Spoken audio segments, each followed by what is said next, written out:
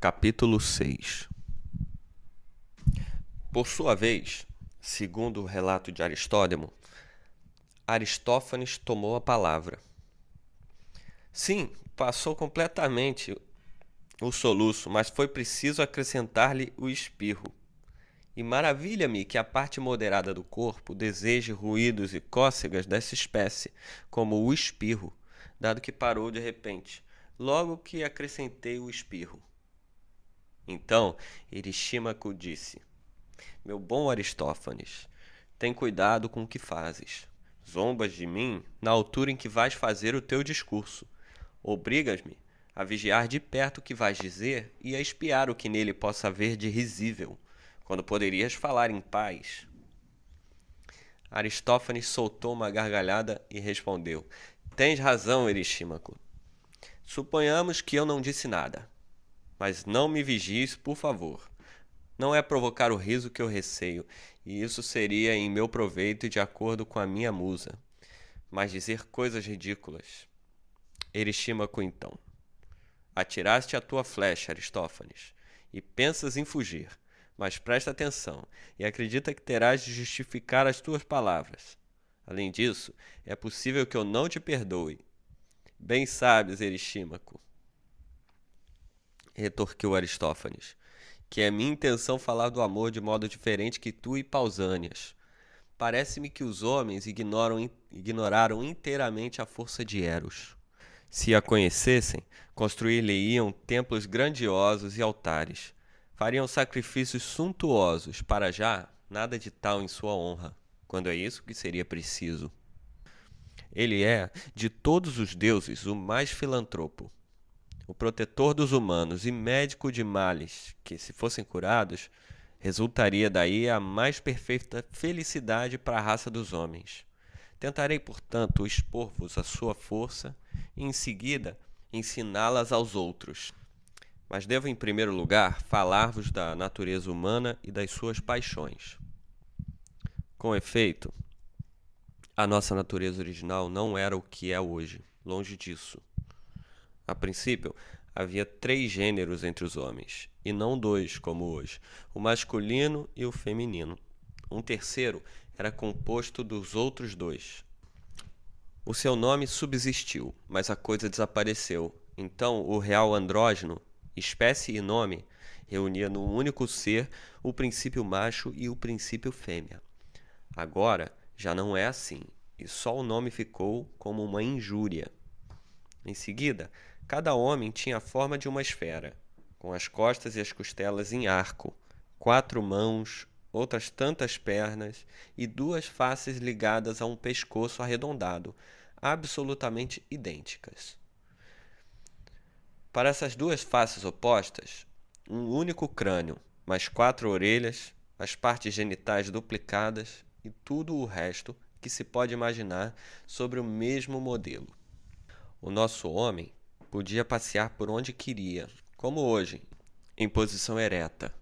E quando sentia a necessidade de correr, procedia com os nossos equilibristas que fazem a grande roda atirando as pernas para o ar. Graças aos 8 membros em que se apoiavam, avançavam velozmente, rolando. Se havia 3 gêneros, e tais como eu disse, era porque o primeiro, o macho, era originariamente filho do Sol, o segundo fêmea extraído da Terra, e o terceiro participante dos 2, da Lua, porque a Lua tem esta dupla participação. Como disse, tinham uma forma esférica e deslocavam-se circularmente de acordo com a sua origem. Daí derivam também a sua força terrível e o seu vigor. Tendo então concebido soberbos pensamentos, empreenderam contra os deuses, o que diz Homero de Efialtes e Otos, que estes empreenderam subir até o céu para atacar os divinos. Então Zeus e os outros deuses deliberaram sobre o castigo a infligir-lhes, e não sabiam o que fazer.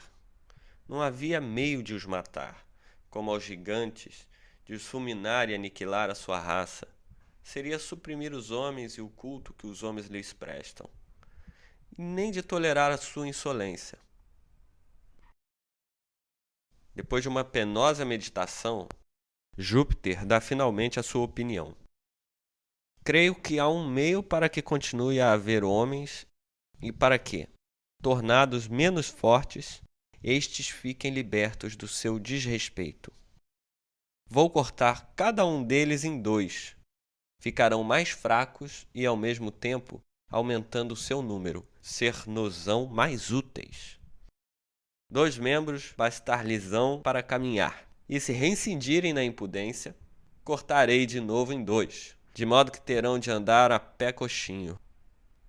Assim dito, assim feito, Zeus cortou os homens em 2, como se corta a sorva para fazer secar, ou o ovo cozido com um cabelo. Cada um assim dividido, ordenou a Apolo que lhe voltasse o rosto e a metade do pescoço para o lado do corte, a fim de que, ao ver-se assim cortado, o homem assumisse o sentido das proporções. Quanto ao resto, que o curasse. Apolo voltou então o rosto e puxou de todos os lados o que se chama agora o ventre. Apertou, como com o cordão de uma bolsa em redor da única abertura que restava, e foi o que agora se chama o umbigo. Quanto às pregas formadas, apagou-as na maior parte, modelou o peito com um instrumento bastante semelhante ao que usam os sapateiros para alisar os couros na forma. Mas deixou algumas pregas no ventre, em volta do umbigo, destinadas a lembrar-lhe o que sofrera na origem. Uma vez realizada essa divisão da natureza primitiva, eis que cada metade, desejando a outra, a procurava, e os pares, estendendo os braços, agarrando-se no desejo de se reunirem, morriam de fome e também de preguiça, porquanto não queriam fazer nada no estado de separação. Quando uma metade perecia, a segunda, abandonada, procurava outra a quem se agarrar, quer fosse uma metade de mulher completa, aquilo que hoje chamamos de mulher, quer a metade de um homem, e a raça extinguia-se assim. Compadecido, Zeus imagina então um meio, desloca os seus sexos e põe-os para a frente. Até aí tinham-nos atrás, procriando-se e reproduzindo-se, não uns graças aos outros, mas na terra, como fazem as cigarras.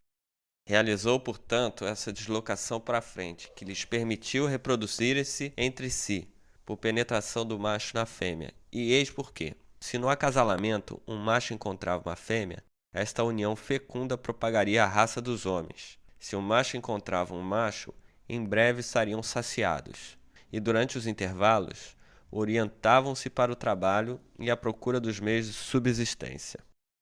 De fato, é desde então que o amor mútuo é inato aos homens, que recompõe a sua natureza primitiva. Procura restituir a um a partir do dois e curar essa natureza humana ferida. Cada um de nós é, portanto, como um sinal de reconhecimento, a metade de uma peça, visto que nos cortaram, como as solhas, em 2 partes. E cada um vai procurando a outra metade da sua peça. Então, todos aqueles homens que provinham da espécie total, daquilo que se chamava o andrógeno, amam as mulheres. A maioria dos homens adúlteros tem a mesma origem, assim como as mulheres que amam os homens e as que enganam os maridos. Quanto às mulheres que saíram da divisão de uma mulher primitiva, não prestam espontaneamente atenção aos homens. Antes se voltam para as outras mulheres, e são as nossas tríbades. Finalmente, todos os que provêm da divisão de um macho puro, esses perseguem o macho. Enquanto são crianças, como autênticas pequenas partes de macho, procuram os adultos, gostam de dormir com eles e ser beijados, e são os melhores entre os rapazes e os jovens, porque os mais próximos da coragem viril. É um erro chamar-lhes impúdicos. Não é o impudor que os move, mas a ousadia, a coragem, a altivez viril, na procura do que se lhes assemelha. E eis uma boa prova. No termo do seu desenvolvimento, são os únicos a ocupar-se de política. Na idade viril, amam os rapazes, e se pensam em casar-se, em fazer filhos, não é espontaneamente, mas constrangidos pelo costume. Os seus gostos levam-nos a viverem de preferência entre si, sem casamento. É indispensável que um homem desta espécie ame os rapazes e procure o amor, ligando-se ao que tem a mesma origem que ele. Assim, quando os amantes, enamorados dos rapazes ou com qualquer outro amor, descobriram precisamente a metade que é a sua, é admirável como são empolgados pela ternura, o sentimento de parentesco e o amor. Já não consentem em dividir-se um do outro, por assim dizer, um momento que seja. E estes são os que ficam juntos até o fim da vida, e que nem sequer conseguiriam definir o que esperam um do outro. É inverossímil que o prazer físico explique o seu vivo desejo de estarem juntos. É evidente que as suas almas desejam outra coisa que não podem dizer, mas que pressentem e insinuam. Se Hefesto, quando eles estão juntos, lhes aparecesse, segurando as suas ferramentas, e lhes dissesse: Homens, que esperais vir a ser ao unir-vos assim? E se, perante ao seu embaraço, lhes perguntasse de novo: O vosso desejo não é assimilar-vos um ao outro, tanto quanto possível, e não vos deixardes nem de noite nem de dia? Se é isso que quereis, também eu quero fundir-vos, ligar-vos um ao outro, e dos dois que sois fazer um só. Assim, enquanto viverdes, será como um único ser, com uma vida comum. E quando morrerdes, mesmo no Hades, não sereis dois mortos, mas uma única sombra. Reflete se é esse o vosso amor e se esse futuro vos satisfaz. Sabemos perfeitamente que, em resposta, nenhum amante diria não, nem manifestaria outro desejo. Julgaria ter ouvido a simples expressão do seu próprio desejo de uma reunião e combinação num só, de dois que eram, como aquele que ama. A causa encontra-se na nossa natureza primitiva, na totalidade que construía o nosso ser, e o desejo, a busca dessa totalidade, chama-se o amor. Antes, afirmo, éramos um, e agora, para injustiça nossa, fomos divididos pelos deuses, como os arcádios por Lacedemônio. É portanto de recear, se faltarmos ao respeito aos deuses, que eles nos cortem de novo em dois, e fiquemos semelhantes a essas figuras das estrelas, cortadas seguindo o perfil do nariz, ou como as metades de um enxame capazes de se reconhecerem. Outros tantos motivos que obrigam todos os homens à devoção para com os deuses e a exortar a isso o próximo, a fim de escaparem ao que se receia e conseguirem o que se deseja, como faz Eros, nosso guia e nosso chefe. Que ninguém entre em conflito com ele, e este conflito rebenta quando incorremos no ódio divino. Mas, se conseguirmos os favores de Deus, se nos reconciliarmos com ele, descobriremos e aproximar-nos-emos da outra parte de nós mesmos, dos nossos amores. Aventura que a poucos acontece atualmente. E peço a Eristímaco que não se faça de engraçado, ao pretender que quero falar de Pausânias e Agatão. Talvez sejam do número daqueles de quem falo, e ambos possuem essa natureza máscula. Mas falo de todos, homens e mulheres. E garanto que a nossa raça chegaria à felicidade se fôssemos até o fim do nosso amor, e se cada um, encontrando os amores que lhe estão destinados, regressasse à sua natureza original. Se tal é o bem supremo, necessariamente, entre todos os objetos hoje ao nosso alcance, aquele que mais se aproxima dele é o mais belo, e consiste em descobrir o amigo natural do seu coração. O nosso hino à causa divina desta descoberta terá de dirigir-se a Eros, que presentemente nos é o mais útil, dado que nos guia para o que nos está destinado. E quanto ao futuro, se mantivermos a devoção aos deuses, dá-nos a esperança superior de uma restituição da nossa natureza original, de uma cura que nos proporcionará a felicidade e a alegria. Aqui tens, Eristímaco, o meu discurso sobre Eros. Difere do teu. Como te pedi, não te faças engraçado, mas deixa-nos ouvir os outros oradores. Ou antes, os dois que faltam, Agatão e Sócrates. De boa vontade, teria respondido Eristímaco, pois o teu discurso causou-me grande prazer. E se eu não soubesse como Sócrates e Agatão são fortes em matéria de amor, recearia que a abundância e a variedade das tuas palavras não lhes deixasse nada para dizer. mas tenho confiança.